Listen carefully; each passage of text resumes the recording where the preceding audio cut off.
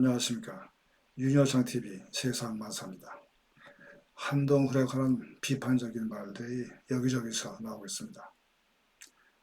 이와 관련된 내용입니다. 복싱 경기를 보면 한 선수가 상대방의 강펀치를 맞고 바닥에 쓰러지면 심판이 경기를 중단시켜서 더 이상 공격을 받지 못하게 합니다. 그리고 그 선수가 다시 일어서게 되면 경기는 계속되고, 만약에 일어서지 못하면 거기서 경기는 끝이 납니다. 외국 속담에 쓰러진 사람을 밟지 말라는 말이 있습니다. 쓰러진 사람을 밟지 말라는 말은 이미 패배한 상태에 있는 사람을 더 이상 비난하지 말라는 뜻이죠. 쓰러진 사람이란 인생의 좌절이나 실패를 겪은 사람 또는 매우 어려운 상태에 있는 사람을 뜻합니다. 이 상태에 있는 사람을 더 이상 걷어차거나 모욕을 주지 말라는 뜻입니다.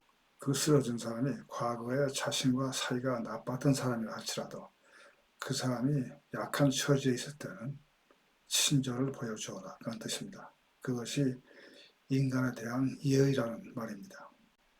윤석열 전 대통령은 계엄 사태로 인해 탄핵되어서 대통령직에서 물러난 상태입니다. 정치적으로 땅바닥에 쓰러진 상태입니다.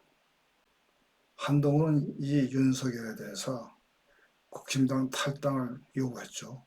그리고 그가 탈당하자 다시 김문수 후보에게 윤석열, 김건희 부부와 관계 단절을 요구했습니다.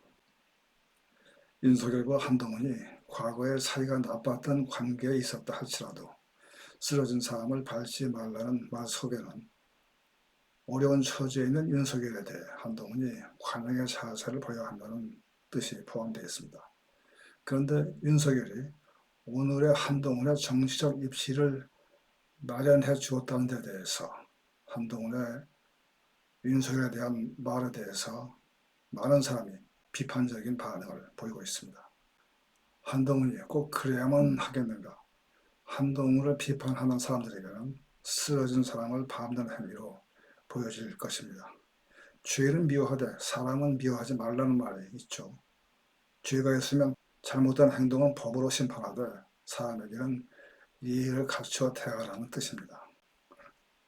윤석열 전 대통령은 계엄 사태에 대해서 뚜렷한 소신이 있습니다. 이에 대해서는 역사가 심판할 것입니다. 그것이 잘못된 행동이었다면 이미 그런 법적인 심판을 받은 상태입니다. 한동훈 전 대표는 자신의 정치적 소신으로 볼 때 계엄은 잘못된 것이다, 그래서 윤석열을 비판하는 것이다 라고 말하는 것으로 알고 있습니다. 그렇다 하더라도 이미 법적인 심판을 받고 쓰러져 있는 사람을 집요하게 물고 늘어지는 것은 한동훈 자신을 위해서 요새 하는 말로 단 1도 득이 될 게 없습니다. 지금 제가 하는 말씀은 한동훈이 앞으로 우리 정치계에서 무엇인가 역할을 할 수 있기를 기대하는 마음에서 하는 것입니다. 그러기 위해서는 유연성이 필요합니다. 너무 거두면 부러진다는 말이 있어요. 어떤 원칙을 확고히 예외 없이 지킨다는 것이 반드시 좋은 결과를 나타내는 것은 아닙니다. 이것은 융통성이 없음을 뜻할 수도 있습니다. 휘어지지 않는 아주 고든 나무는 튼튼해 보이죠. 그런데 강한 바람이 불면 부러집니다.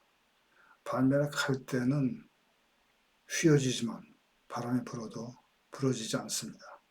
고든 성격은 어떤 원칙을 고수합니다. 좋은 특성이죠. 그런데 이것이 너무 경직되면 고지식한 것이 됩니다. 절대 타협을 하지 않습니다. 조금만 양보하고 타협을 하면 더 큰 것을 얻을 수 있겠지만 그렇게 하지 않습니다. 우리 실생활에서 이런 사례를 많이 볼 수가 있습니다. 사람은 모두 불완전한 존재입니다. 이것을 받아들이지 않으면 그 사람은 결국 고립됩니다. 쓰러진 사람을 밟지 말라는 말은 원칙이 없거나 도덕적으로 느슨해지라는 뜻이 아니라 원칙을 지키되 유연성이 필요하다는 뜻입니다. 그것이 지혜로운 사람입니다. 가치를 지키면서도 상황에 맞게 조정하고 타협하는 자세. 그러니까 뿌리는 튼튼하면서 가장 유연한 그런 자세에서 큰 힘이 나옵니다. 한동훈은 대표 시절에 국민의 눈높이라는 말을 자주 했습니다. 우리나라 사람은 세계에서 인정이 가장 많은 민족입니다. 탄핵되기 직전에 윤석열 대통령에 대한 국민의 지지도는 60%에 육박했습니다. 이것이 국민의 눈높이라는 것을 기억해야 합니다.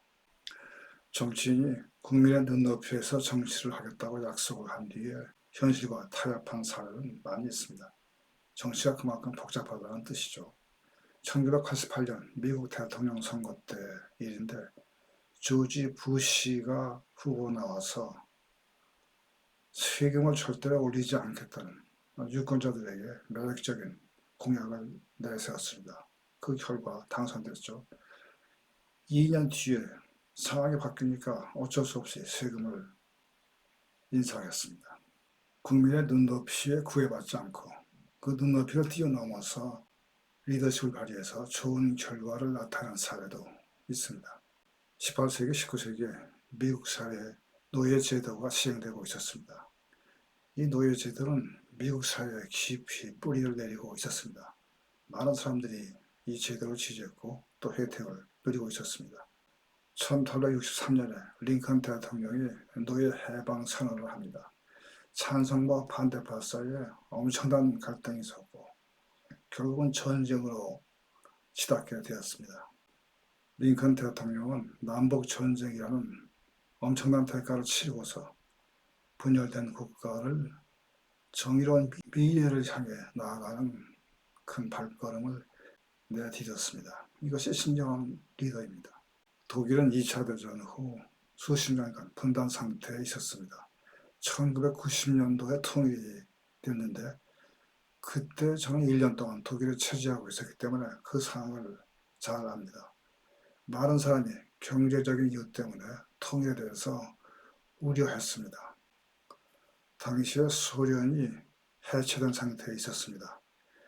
독일 총리 헬무트 콜은 이것을 절호의 기회라고 생각하고 신속히 행동했습니다. 통일 독일에 대한 미래의 비전을 제시하고 통일을 이렇게 냈습니다.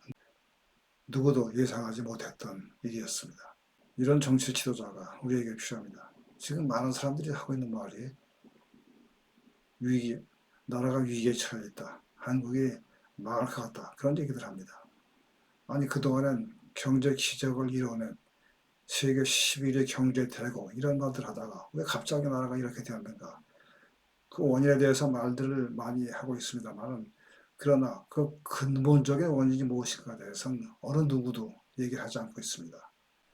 앞으로 정치 지도자가 전문가들과 함께 이 근본적인 원인을 찾아내서 나라를 위기 상황에서 구해내야 합니다.